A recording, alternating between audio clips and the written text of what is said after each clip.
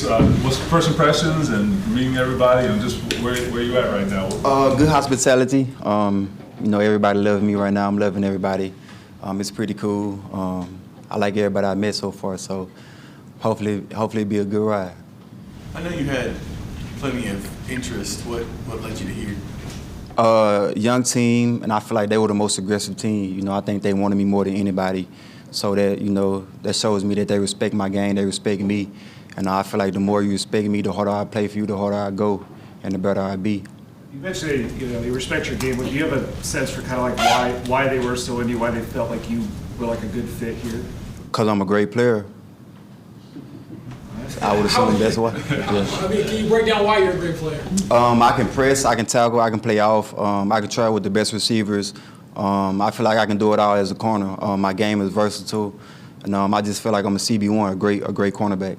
What do you know about the system that Lou wants to run, and what do you think you fit well in it? I think I can fit it. Like I said, I'm versatile. I think I can fit in any scheme. I think he said he's going to let me travel with the best receivers, so he's going to let me press, he's going to let me do my thing, be physical, be aggressive, and, just be me, be that guy that they paid me to be. You've had a lot of individual and team success. I mean, you've been to Super Bowls, you've won. Mm-hmm. What can you bring to this team from a leadership perspective? That championship experience, that playoff experience, just being a leader by example. I don't do a lot of talking all the time, but I work hard, I grind every day, and I know what it takes to win a championship. You know what I'm saying? I know what it takes to make the playoffs. I know this team been super close to the playoffs the past couple of years, so I'm gonna try to help these guys get over the hump and make the playoffs. Did you travel with the best receiver in San Fran? My first 2 years I did. Last year I didn't. Yeah. When you say I'm a great player, doesn't that have to be the mindset of a corner? Yes, sir. I feel like you got to have confidence in yourself and believe in yourself as a corner. I mean, if you line up against any receiver in the league, obviously it's a lot of great receivers in the league, so if you line up against a receiver and you got doubt and you playing not to get beat, I mean, you most likely going to get beat. So me, I line up with the mentality of not caring if I get beat or not, you know what I mean? So I just think I go out there every play thinking I'm the best. I'm better than the man in front of me, you know what I mean? So that's my mentality every time I line up. Does that come from a young age? Have you always had that? Yes, sir, I think so. It's not cocky, is it? Nah, I feel like it comes from the preparation and the work I put in, you know what I'm saying? I work on my game a lot, like before practice, after practice, a lot in the off season. I work out a lot in the off season. So I just think it comes from my preparation and the work I put in. I'm prepared for any situation on the field. You had the tweet about how hungry you were. Yeah. What led to that? Just because last year, I went through a lot last year, and I just felt like mentally drained. Physically I was on the football field, but mentally I was kind of like retired. Like, my mind wasn't on the game because I went through a lot last year. And, after the season, I just kind of got that hunger back, you know what I mean? I started missing the game, and I was just excited for the next opportunity. And I'm thankful it was the Colts. And, I'm just ready to go out and show that I'm one of the best corners in the game again. Because the year before that, I went All-Pro, and I was expecting to come in and be, back-to-back All-Pro again. And obviously that didn't happen. A lot of bad things happened last year, and I'm just hungry and I'm ready to prove myself. I got that chip on my shoulder again.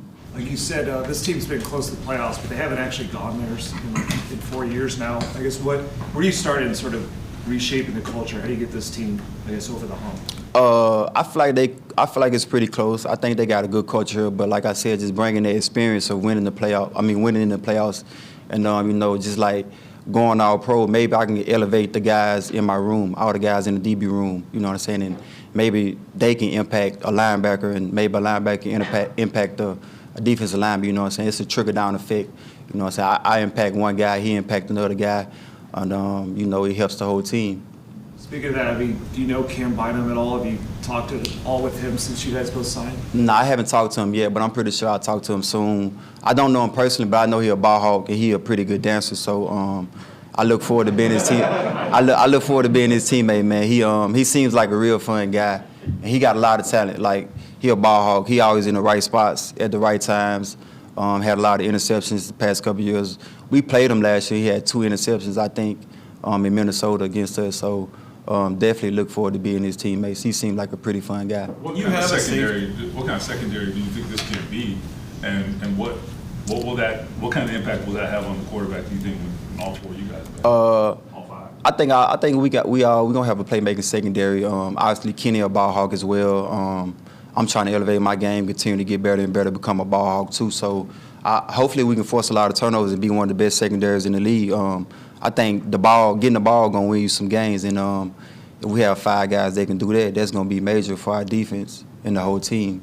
When you have a safety like Bynum, like you said, that you know where he's going to be, does that allow you to? Yeah, definitely, man. I hate a safety that's not in the right spot at the right time, man, or that's not where they're supposed to be. You know, that happened to me a couple times in my career, man, and I be pissed off at them. But hopefully, you know, I can trust Scott and Bottom to be where they need to be, and I'm pretty sure they will be. What have you learned about this team from Samuel Womack so far? I haven't talked to Sam much. I'm going to see him tomorrow because he lives like 20 minutes from me. So I'm going to his house, so we gonna talk a lot about the scheme. Well, it's a new defense, so he probably don't know the scheme yet. But just talk to him about the city, the team, you know, the coaches that's been here, and I'm pretty sure I get a good feel of everything from him, hopefully.